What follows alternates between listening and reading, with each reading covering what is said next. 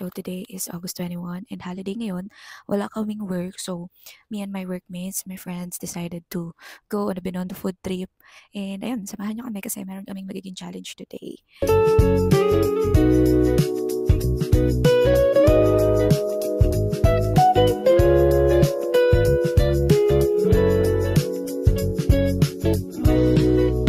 Hi friends!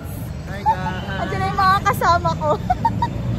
Si Sophie the Fresh, tsaka si Sir. Magkano na kayo?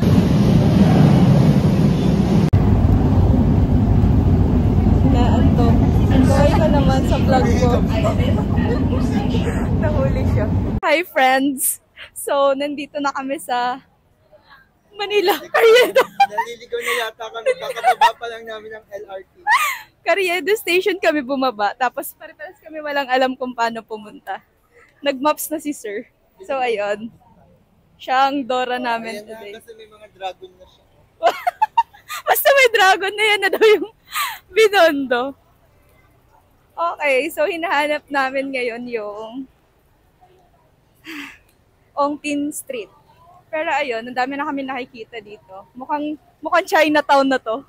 Diretso lang daw. Susundan lang namin yung mga tao kasi.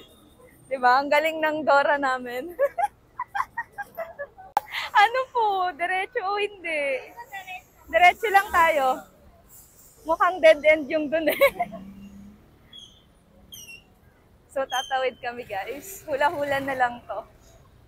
Hindi talaga namin alam kung saan kami. Hi friends. So, nandito na kami sa first stop. Which is itong, ano yan? Ewan ko, Milky Beach daw. Pero ayun, may challenge kasi kami today. 500 each lang dapat magastos naman. So, hanapin namin yung mga mura. Si Circlin 400 na lang, no? Sabi mo sa akin. So, ayun, magsistart na yung challenge namin and unang target namin itong Oishikun Chinese Bites. Pero feeling ko bukas pa kami makakabili sa dami ng pila.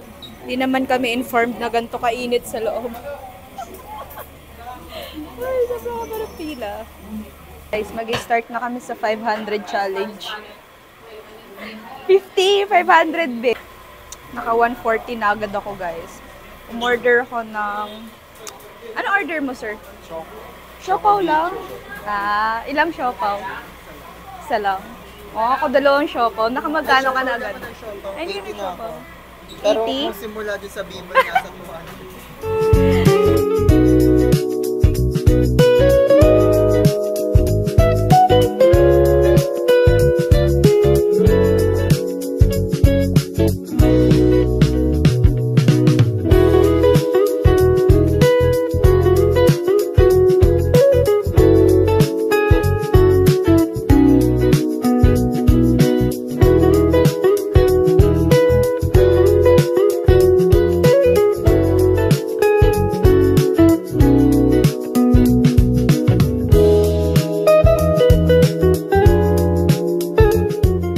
Okay guys, after 1 hour, nakuha na namin yung bicho.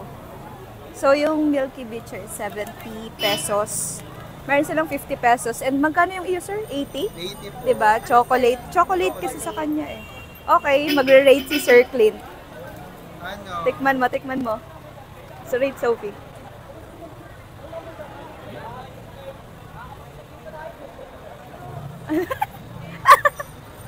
Ano masasabi nyo? Ikaw o yung bicho? Sarap naman. Lasang ano, Ovaltine yung ano. Sabi daw, para siyang churros, sabi nila. Lasang Ovaltine yung Chocolate powder niya. Ikaw, Sophie. Wala ng Bear Brand. Oh my God, so titikman ko na rin. Wait lang.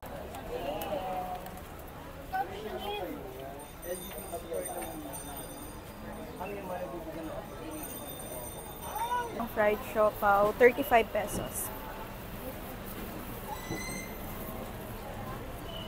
Unang kagat. Sarap. Tinapay lahat. Hindi. Ay, hindi. Hindi. Hindi. Kasi hindi siya ano? Sarap naman.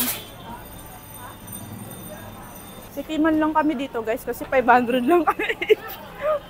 Sarap naman, di ba? Taste test.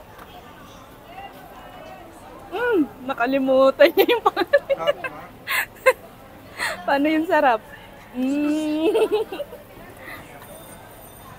Maghanap kami ngayon ng drinks. Tara na ba?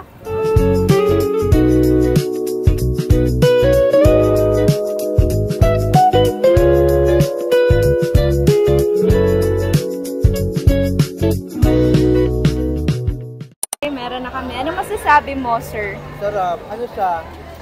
Refreshing. 7 out of 10. Ikaw, Sophie, rate mo?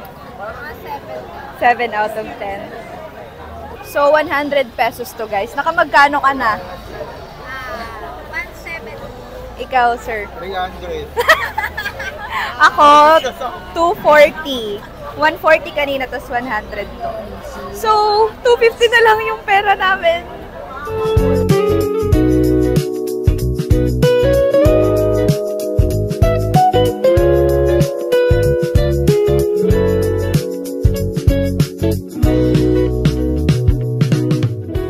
Pinili mo tatlong peraso. Magkano yan? 150 for 3 pieces. 1K challenge kami. Wow, ito yung itsura niya. Hindi ko alam, ito ata yung rice cake. Ito yung sausage. Tapos ito yung tofu. Right. Taste test. Rate. Sarap, no? Ito ata yung masarap eh. Hindi ko sure. Na kami. So lang po. Exchange. Kaya pa tayo mag-exchange. Ano kayo matanggal?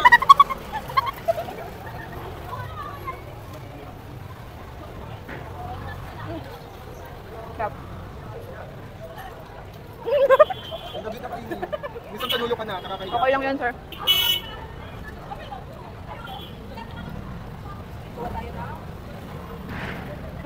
Vibes. Ubusin ko na to, nahulog na yung kamay. Ano to? Ano lang to?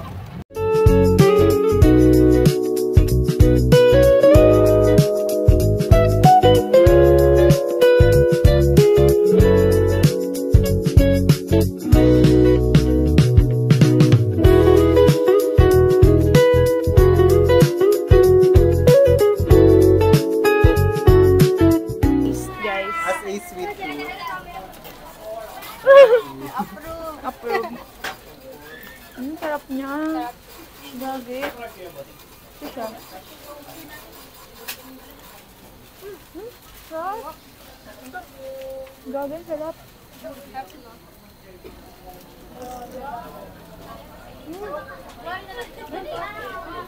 Look at that. 65 pesos to, guys. Sarap, gagi. Yaman naman ng libre. Sana all. Lilibre ko kayo. Magic water gusto niya.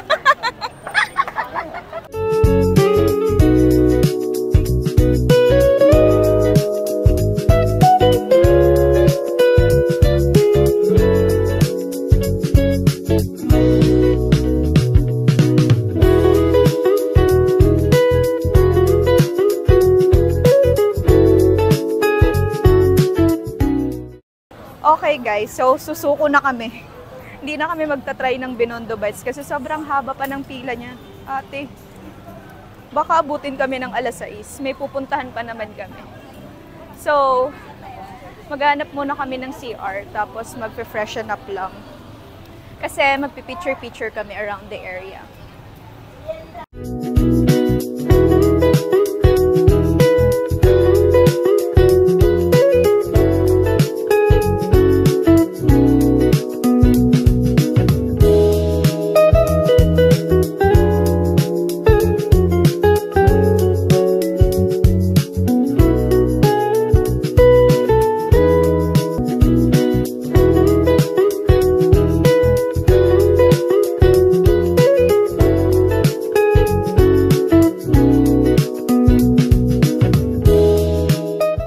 Napagod na ako guys. So, walang maupuan dito.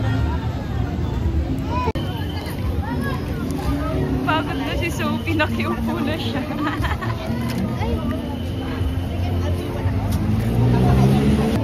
Inabangan talaga to ni Sophie. Tinitignan niya yung mata.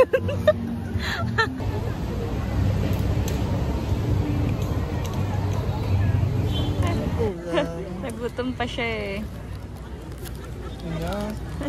Nakaka-700 lang. Kulang pa yan. 1.5 budget mo, di ba? Saan tayo sa Delicious? Oo. Sarap dun.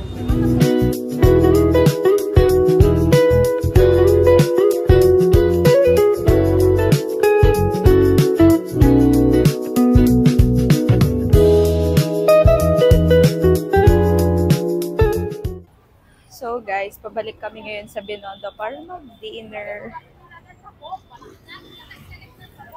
Saan tayo magdi-dinner, Sophie? As a sweet girl. Pero ayun. Doon kami magdi-dinner. Tsaka dinner na lang. Then uuwi na kami kasi mag-8 PM na. And sana nga, bukas pa yung delicious na yun. And then, see you doon. See you later.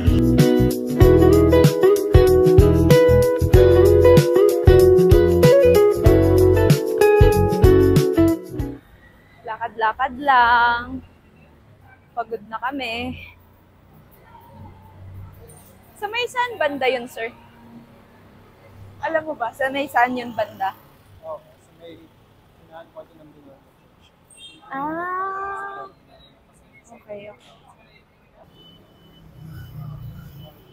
Bibidyohan ko siya. Char. Buti na lang, attentive si Sir Clint. Kasi may sumusunod sa amin.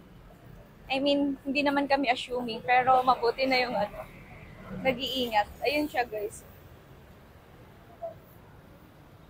Napansin lang ni Sir Clint na parang sumusunod siya sa amin.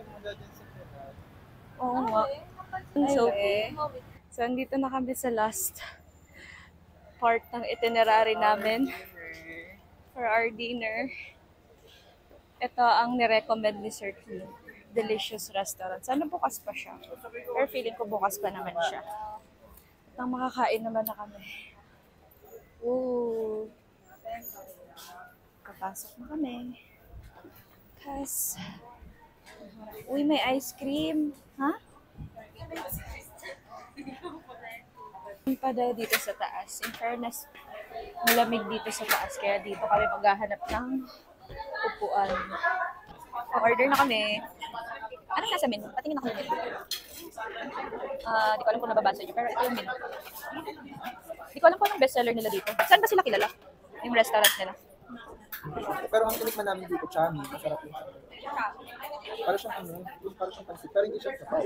Gusto mo sabaw? Authentic Chinese restaurant to, sir. O-order muna kami. Wait lang.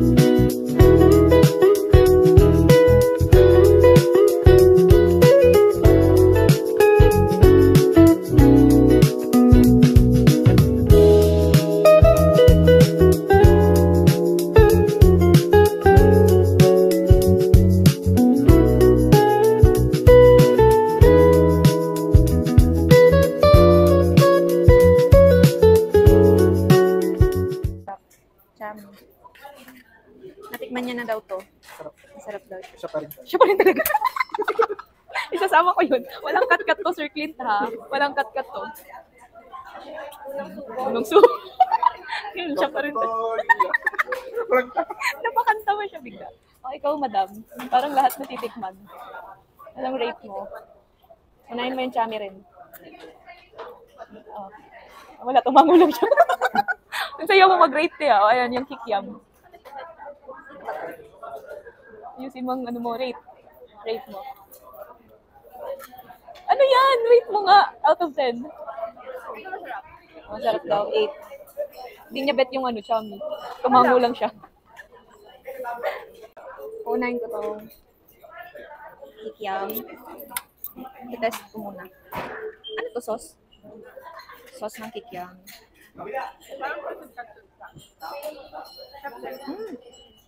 Sarap. Mga 8 out of 10 nga. Try ko rin tong sweet and sour pork.